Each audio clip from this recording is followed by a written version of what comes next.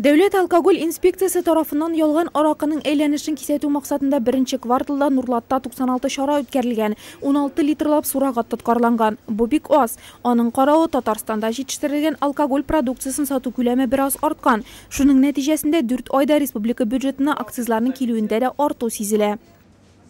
Есть некие положительные динамика по итогам первого квартала. На 5% увеличился объем реализации республиканской продукции, на 70% увеличился объем изъятой из незаконного оборота алкогольной продукции, на треть уменьшилось количество алкогольных отравлений, в том числе с летальными исходами.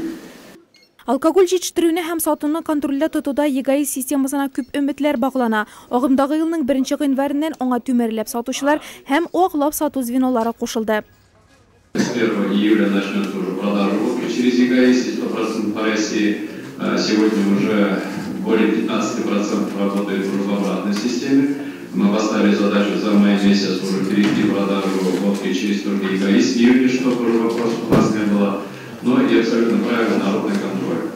Бүгенге көндә Нурлатта 136 сәүдә объекты ЕГАИС системасында эшли. Икесе Татспиртпром җәмгыяте фирма кибетләре. Быел җәйгә легаль алкоголь белән сәүдә итүче тагы бер кибет ачылыр дип көтелә. Неудовлетворительная оценка по работе некоторых сельских поселений. Отсутствует полная активность, отсутствует взаимодействие с исполкомом, отсутствует взаимодействие с ГРОВД. Ялган аракы эчеп 4 ай эчендә 63 кешенең үлүе зур сан әлбәттә. Шуңа да сурагатны күбрәк әйләнештән алу, кибет киштәләрен үзебездә җитештерелгән алкоголь эчемлекләре белән тутыру мөһим. Татарстан Республикасы президенты муниципалитетлар алдына шундый бурыч куйды. Схематично выстроенные работы есть всех структур. По некоторым показателям, конечно, нам необходимо также доработать. Бер атнадан хәл уңайыкка үзгәрерме? Киләсе кварталда легаль булмаган спиртлы эчемлекләр эчеп агуланучылар саны күпмегә кимер. Алкоголь һәм спиртлы продукция әйләнешен контрольдә тоту буенча совет һәр атнаны мониторинг үткәрмәкче.